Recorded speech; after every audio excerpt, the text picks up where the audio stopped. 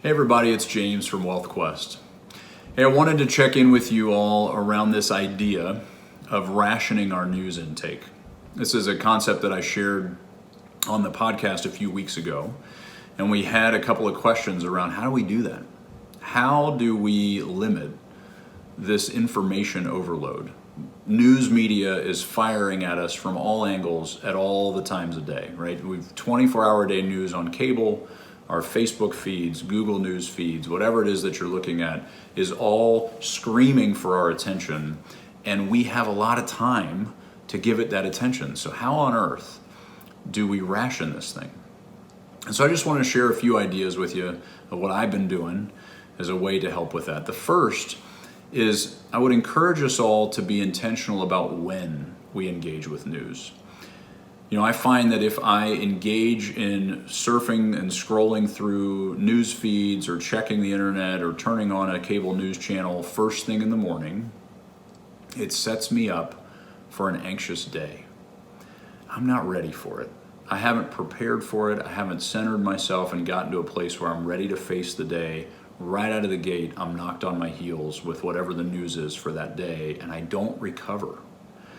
And so I want to encourage us to shift that timeline back. If one of the first things you're doing in the morning is turning on the TV and listening and having it play in the background, almost like our background music, I would argue we're setting ourselves up for a really bad day. It not only makes us less productive because we're chewing on all that anxiety, it also makes us substantially less relational. And that is not serving us. So after we've moved it later in the day, and for me, I'm intending to use my lunchtime as that window, the next step that I've been taking is limiting that window. How long am I going to engage when I choose to open this news feed, or when I choose to check this out, or I choose to turn on the TV and listen to cable news? How long am I going to give them to flood me with fear before I turn it off? Is it 10 minutes? Is it 20 minutes? Is it 30 minutes? I would argue that if it's longer than 30 minutes, you're probably setting yourself up for too much news. We're not that far removed from a generation where Walter Cronkite would tell us in 30 minutes everything we need to know about the day, and then we would go to bed.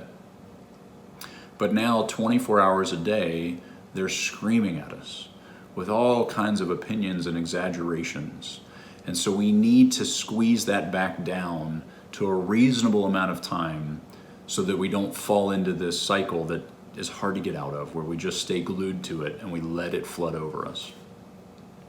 The third idea I wanted to share was check in with a couple of different outlets. It's really easy for us, with all of our personal bias, which we all have, to continually go to a source that tends to confirm and reinforce that bias. It feels good to listen to a news outlet that tells you you're right. The problem is they're feeding a very specific audience a very specific opinion. And when we hear that over and over again, we assume that it's true. It's still an opinion. And when we check in with multiple outlets, even the ones we might disagree with, what we find is we actually get better at pulling the facts out and leaving the rest behind.